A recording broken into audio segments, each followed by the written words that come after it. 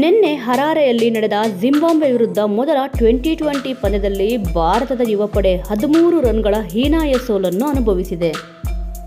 ಇನ್ನು ಜಿಂಬಾಬ್ವೆ ವಿರುದ್ಧದ 5 ಪಂದ್ಯಗಳ ಟ್ವೆಂಟಿ ಸರಣಿಯಲ್ಲಿ ಜಿಂಬಾಬ್ವೆ ತಂಡವು 1-0 ಅಂತರದಿಂದ ಮುನ್ನಡೆಯನ್ನು ಕಾಯ್ದುಕೊಂಡಿದೆ.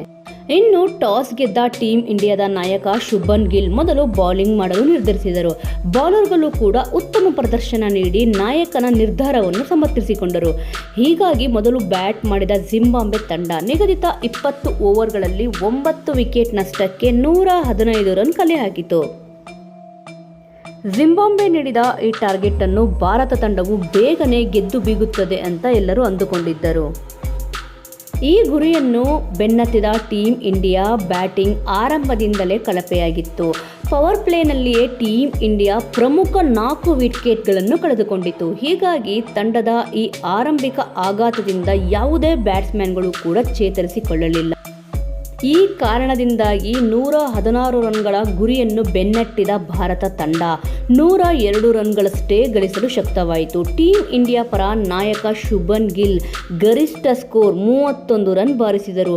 ಕೊನೆಯಲ್ಲಿ ವಾಷಿಂಗ್ಟನ್ ಸುಂದರ್ 27 ರನ್ ಹಾಗೂ ಆವಿಷ್ ಖಾನ್ 6 ರನ್ ಬಾರಿಸಿ ತಂಡವನ್ನು ಮುಜುಗರದ ಸೋಲಿನಿಂದ ಪಾರು ಮಾಡಿದರು.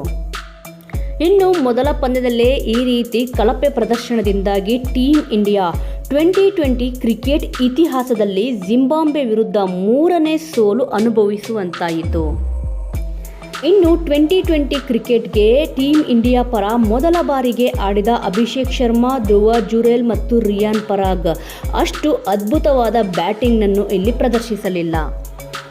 ಅಭಿಷೇಕ್ ಶರ್ಮಾ ಕೇವಲ 4 ಎಸೆತಗಳನ್ನು ಎದುರಿಸಿ ಡಕ್ಔಟ್ ಆದರು. ಇದಾದ ಬಳಿಕ ರಿಯಾನ್ ಪರಾಗ್ ಕೂಡ ತಮ್ಮ ಚೊಚ್ಚಲ ಪಂದ್ಯದಲ್ಲಿ ವಿಶೇಷ ಸಾಧನೆ ಮಾಡಲು ಸಾಧ್ಯವಾಗಲಿಲ್ಲ.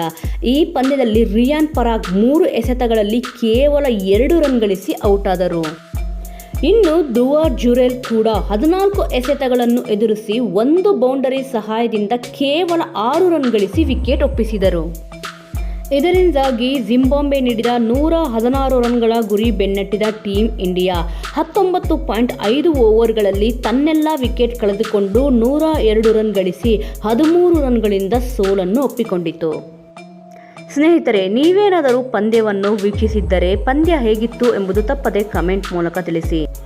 ಹಾಗೆಯೇ ಇಂದು ಸಂಜೆ ನಡೆಯಲಿರುವ ಭಾರತ ಮತ್ತು ಜಿಂಬಾಬ್ವೆ ವಿರುದ್ಧ ಪಂದ್ಯ, ಇದರಲ್ಲಿ ಯಾವ ತಂಡ ಗೆಲ್ಲಬಹುದೆಂದು ತಪ್ಪದೆ ಕಮೆಂಟ್ ಮೂಲಕ ತಿಳಿಸಿ. ಇನ್ನೂ ಇಂಟ್ರೆಸ್ಟಿಂಗ್ ಆದ ವಿಚಾರಗಳನ್ನು ತಿಳಿದುಕೊಳ್ಳಲು ನೀವೇನಾದರೂ ನಮ್ಮ ಚಾನಲನ್ನು ಇನ್ನೂ ಸಬ್ಸ್ಕ್ರೈಬ್ ಮಾಡಿಕೊಂಡಿಲ್ಲ ಎಂದರೆ ಈಗಲೇ ಸಬ್ಸ್ಕ್ರೈಬ್ ಮಾಡಿಕೊಳ್ಳಿ. ಮುಂದಿನ ವಿಡಿಯೋದೊಂದಿಗೆ ಮತ್ತೆ ಸಿಗೋಣ. ಜೈ ಶ್ರೀರಾಮ್.